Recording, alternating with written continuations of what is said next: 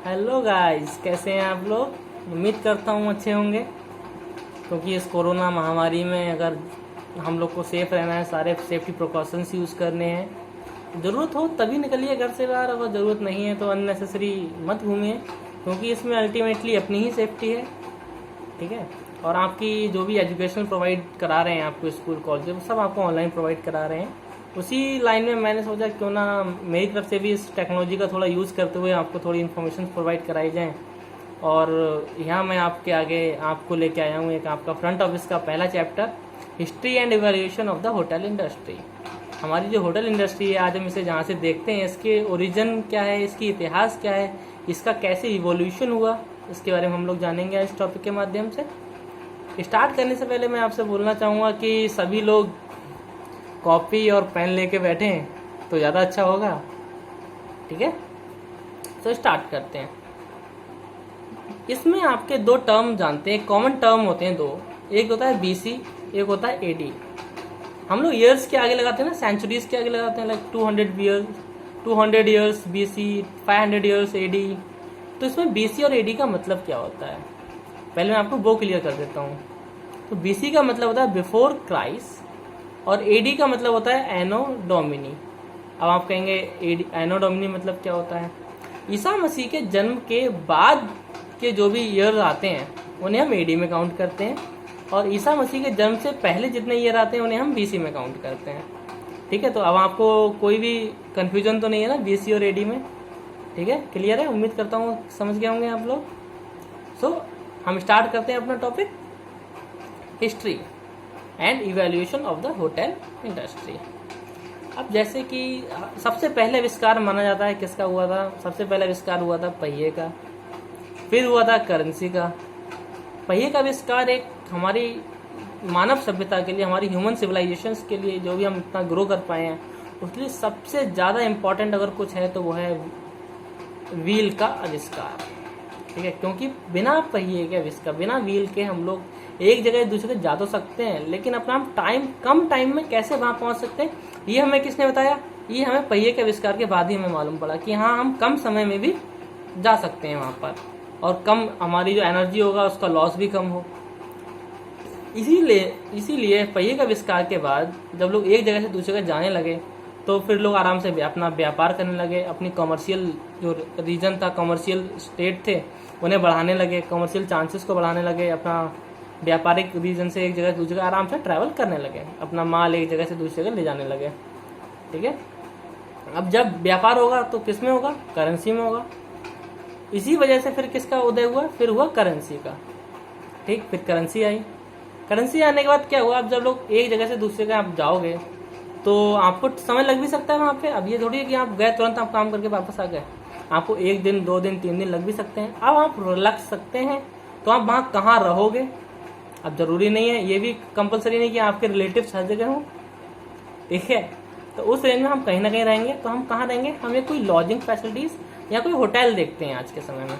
उसी टाइम ऐसे ही हम लोग पहले भी देखते थे। तो इसी से स्टार्ट से हम यहीं से हमारा होटल इंडस्ट्री का उदय माना जाता है। जो हिस्ट्री और जो इवोल्यूशन माना जाता है, इवोल्यूशन, वो इसी टाइम से माना जाता है। अब इसे डिफाइन करने के लिए हमने इसे 3 अलग अलग कैटेगरीज में डिफाइन कर दिया गया है। 3 अलग अलग कैटेगरी, अच्छा वो कौन कौन सी हैं, उसमें 3 अलग अलग कैटेगरी, मतलब हम 3 एरा कहते हैं, 3 एरास।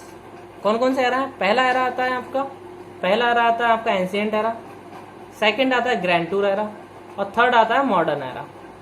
तो पहला ancient era, grand tour era और मॉडर्न एरा। अब एंशिएंट एरा क्या होता है, एंशिएंट एरा मतलब सबसे जो पुराना साल था, सबसे जो पहले स्टार्टिंग की थी। स्टार्टिंग क्या था, स्टार्टिंग थी एंशिएंट एरा। एंशिएंट मतलब होता है प्राचीन, तो एंशिएंट वो क्या था, वो होता है एंशिएंट एरा। उसके बाद सेकंड आया ग्रैंड एरा। ग्रैंड एरा कौन सा था, जो मिडिल में आता है, जो बीच वाला पार्ट है, वो होता है ग्रैंड एरा में। थर्ड आता है मॉडर्न एरा। मॉडर्न एरा मतलब जो हमारा अभी चल रहा है, आधुनिक जो चल रहा है, आधुनिक समय में जो चल रहा है, करंट सिचुएशन में जो चल रहा है, उसे हम कहते हैं मॉडर्न ट्रेंड, इसीलिए हम कहते हैं मॉडर्न एरा।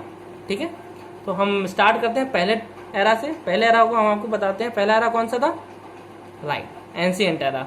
अब एंशिएंट एरा में क्या हुआ, इसमें लोग एक जगह दूसरी जगह व्यापार करने लगे। इसका जो माना जाता है वो सबसे ज़्यादा जो उसका ग्रोथ हुई थी वो कहाँ हुई थी, वो यूरोप में हुई थी। क्योंकि जितनी भी कोई भी नई ओरिजिन होता था, नया एवोल्यूशन होते थे, कहाँ होते थे? यूरोप में होते थे, क्योंकि जितनी भी कॉलोनी, यूरोप में एक कंट्री है इंग्लैंड, सब लोग जानते हैं। इंग्लैंड का जो शासन था वो पूरी वर्ल्ड पे था। जब इंग्लैंड का शासन पूरी वर्ल्ड पे होगा तो ऑब्वियस सी बात है, जो भी चीज़ होगी वो कहाँ होगी? इंग्लैंड में होगी। क्योंकि उस समय कुछ भी हो वो कहाँ का कहलाएगा? वो इंग्लैंड का कहलाएगा।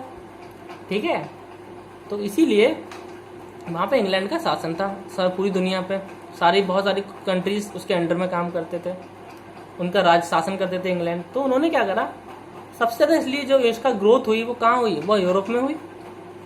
500 BC के टाइम पे इसकी सबसे ज़्यादा ग्रोथ मानी जाती है। फिर अच्छा हम मानते हैं उस समय भी जो सबसे बड़ा कमर्शियल प्लेस था वो कौन सा था? वो था हमारा ग्रीक।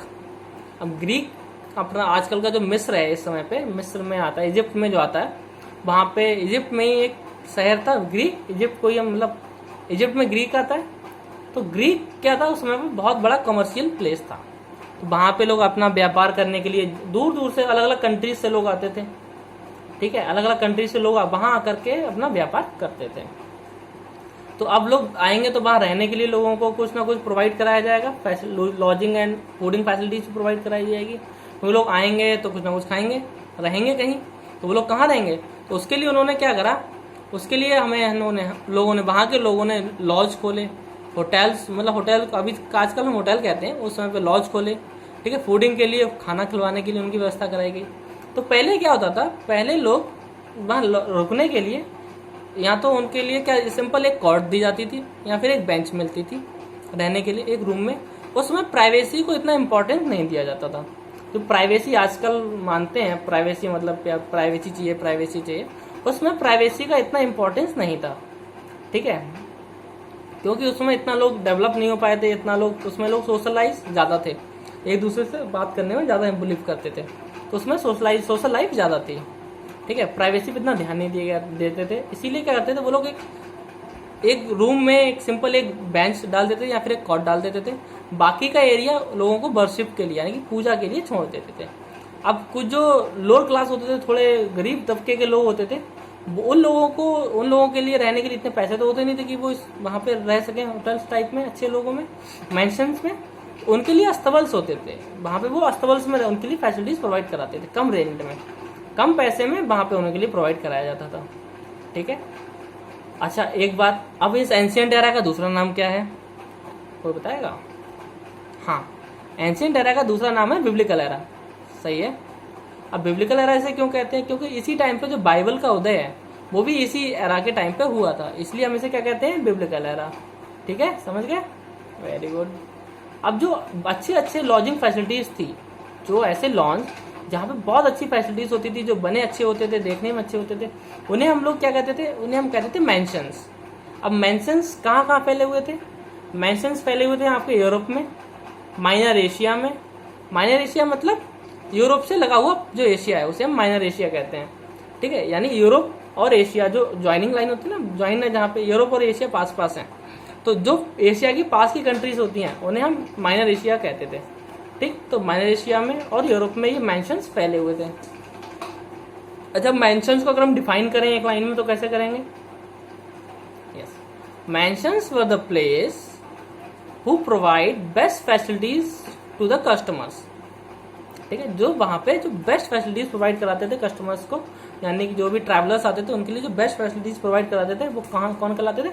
वो कहलाते थे मैंशंस। ठीक है, अब उसके बाद क्या हुआ? मैंशंस के बाद उसके बाद आया एक इंडस्ट्रियल रेवोल्यूशन, यानी कि औद्योगिक क्रांति। औद्योगिक क्रांति कहाँ आई थी? सही, औद्योगिक क्रांति आई थी इंग्लैंड में। ठीक है, जब इंग्लैंड में औद्योगिक क्रांति आई तो औद्योगिक क्रांति के लिए लोग, औद्योगिक क्रांति आने के बाद मतलब क्या हुआ? मतलब जो व्यापार था वो बढ़ गया। व्यापार क्या हुआ? व्यापार बढ़ गया। और जब व्यापार बढ़ गया तो फिर लोग क्या करने लगे? फिर एक जगह दूसरी जगह और अच्छे से जाने लगे। ठीक है, अब जब लोग आने लगे तो उसी में एक शहर था, उसे हम स्विट्जरलैंड जानते हैं सभी लोग, देश है स्विट्जरलैंड। स्विट्जरलैंड में क्या होता है, आप सभी को वहाँ की लोकेशन से सब लोग जानते ही होंगे, वहाँ पे बर्फ बहुत गिरती है। तो वहाँ के जो रूफ टॉप होते हैं वो स्लाइडिंग रूफ टॉप होते हैं, यानी कि इस शेप में होते हैं। ठीक है, इस शेप में उसके रूफ टॉप होते हैं। जब उसके इस शेप में रूफ टॉप होते हैं तो उन्हें हम क्या कहते थे? उन्हें हम शैलेट्स कहते थे। शैलेट्स मतलब क्या होते थे? सैलेड्स और मैंशंस ऑलमोस्ट सेम होते थे, बट जिनकी रूफ टॉप स्लाइडिंग होती थी उन्हें हम लोग सैलेड्स कहते थे, जिनकी रूफ टॉप प्लेन होता था उन्हें मैंशंस कहते थे। अब सैलेड्स कहाँ पाए जाते थे? सैलेड्स आपके स्विट्जरलैंड में पाए जाते थे, और जो मैंशंस होते थे वो आपके अदर पार्ट्स, यूरोप के अदर पार्ट में और माइनर एशिया में पाए जाते थे। ठीक है, तो एंशिएंट एरा मुझे लगता है सबको क्लियर हो गया होगा। एंशिएंट एरा में अगर कोई दिक्कत है तो आप नीचे कमेंट बॉक्स में मुझे कमेंट कर सकते हैं, मैं आपको दोबारा से बता दूंगा। ठीक है, उसके बाद आता है ग्रैंड टूर एरा। ठीक, अब ग्रैंड टूर एरा क्या होता है? ग्रैंड टूर एरा मतलब इस एरा का दूसरा नाम क्या होता है? इस एरा का जो सेकंड नेम है, यानी कि grand tour era is also known as golden era of era. मतलब जो जितने भी एरा हुए हैं उनका ये सुनहरा एरा था, गोल्डन एरा था उनका ये। ठीक है, क्योंकि सबसे ज्यादा जो ग्रोथ हुई थी, सबसे ज्यादा जो लोग स्टार्ट हुए थे जाना, वो इसी टाइम पे हुए थे। लोगों को नॉलेज स्प्रेड हुई थी, एजुकेशनल पर्पज से इसमें ज्यादा करा गया था, वो मैं आपको इसमें अंदर बताऊंगा। ठीक है, अब इसमें क्या हुआ, ये जो ग्रैंड टूर एरा था वो हमारा कब से स्टार्ट माना जाता है? ये हमारा माना जाता है ये 18वीं शताब्दी के हाफ से। 18वीं शताब्दी के हाफ से मतलब 1789 से 99, 1789 से 1799 के बीच में इसका उदय माना जाता है। इसमें क्या होता था ग्रैंड टूर एरा में? ग्रैंड टूर एरा में लोग एक इस टाइम पे जो एजुकेशनल था, जो वेल्दी फैमिलीज थे, वेल्दी फैमिलीज मतलब क्या होता है? वेल्दी फैमिलीज संपन्न परिवार होते थे। उस समय के जो रिच फैमिलीज होती थी उनके बच्चे स्टडीज के लिए एक जगह से दूसरे जगह जाने चाहिए थे। इस समय पे ऑक्सफोर्ड यूनिवर्सिटी थी, कैलिफोर्निया यूनिवर्सिटी थी, हार्वर्ड यूनिवर्सिटी थी। इस समय पे ये बहुत फेमस यूनिवर्सिटीज मानी जाती थी। इनमें पढ़ने के लिए लोग, जो वहाँ के जो वेल्दी फैमिलीज होते थे, यूरोप के, इटली के, जर्मनी के, ऑस्ट्रिया के, आयरलैंड के और अदर स्टेट, अदर कंट्रीज के जो भी वेल्दी फैमिलीज होते थे वो अपने बच्चों को पढ़ने के लिए, हर ऑब्वियसली बात है, सारे लोग सारे पेरेंट्स चाहते हैं कि हमारा बच्चा किसी अच्छे स्कूल में जाके पढ़े, तो उनके बच्चे भी वो भी चाहते थे। तो उन्होंने इन स्कूलों में इनका एडमिशन मतलब पार्टिसिपेट लोग आने लगे। ठीक है, ऑक्सफोर्ड में आने लगे, हार्वर्ड में आने लगे, जगह लोग जाने लगे ट्रैवलिंग एजुकेशनल पर्पज से। अब एजुकेशन पर्पज से बच्चे गए, ठीक, चलो चले गए। अब बच्चों के बाद बच्चों से मिलने उनके पेरेंट्स भी जाएंगे। ठीक है, जब बच्चों से मिलने उनके पेरेंट्स गए तो पेरेंट्स में क्या हुआ? जब बच्चे रहेंगे तो पेरेंट्स आएंगे, फिर क्या हुआ? वो एक टूरिस्ट प्लेस बन गया। बच्चे पढ़ने के लिए आने लगे, उनके पेरेंट्स या उनके रिलेटिव्स वहाँ उनसे मिलने के बहाने घूमने आने लगे, हॉलीडेज को स्पेंड करने आने लगे। ठीक है, इसी लाइन में क्या हुआ, इसी समय पे हम लोग सब लोग जानते हैं एक बहुत अच्छी कंपनी है, टूर ऑपरेटर कंपनी है, थॉमस कुक के बारे में सब लोग सुना होगा, सबने सुना होगा थॉमस कुक। थॉमस कुक का जो उदय हुआ था वो इसी टाइम पे हुआ था, यानी कि world first tour operator company जो थी, विश्व की पहली टूर ऑपरेटर कंपनी कौन सी थी? वो थी थॉमस कुक। उसने सबसे पहले एक रेल टूर ऑर्गेनाइज किया था। ठीक है, समझ गए, बहुत बढ़िया। इसमें क्या हुआ, जो एजुकेशनल इंडस्ट्री थी, एजुकेशनल इंडस्ट्री ने होटल इंडस्ट्री में बहुत ज़्यादा ग्रोथ किया, क्योंकि जब लोग एजुकेशन के पर्पज से ट्रैवल करने आने लगे, फिर उनके फैमिलीज, उनके रिलेटिव्स आने लगे, उसी वजह से फिर वहाँ पे रहने के लिए लोगों को घर चाहिए था, लोगों को रहने के लिए प्लेस चाहिए था, खाने के लिए प्लेस चाहिए था। तो वहाँ पे लॉजिंग एंड फूडिंग फैसिलिटीज की जो नीड्स हुई वो ग्रो हुई, यानी हमारा बिजनेस क्या हुआ, वो ग्रो होने लगा। वहाँ पे जब बिजनेस कैसे ग्रो होता है, वहाँ पे नीड एंड नेसेसिटीज को देखते हुए बिजनेस ग्रो होता है। तो वहाँ पे लोगों की बिजनेस नीड हुई और नेसेसिटीज होने लगी। ठीक, तो ये आपका ग्रैंड टूर एरा खत्म होता है यहाँ पे। Thank you. ठीक है, यहाँ पे आपका ग्रैंड टूर एरा खत्म होता है, बाकी आपका बचा मॉडर्न एरा और कुछ पॉइंट्स बचते हैं, वो मैं आपको नेक्स्ट वीडियो में बताऊंगा। ओके, इसे अच्छे से रिवाइज करिए, बाकी कुछ समझ नहीं आए तो कमेंट बॉक्स में आप कमेंट कर सकते हैं। Thank you, bye bye.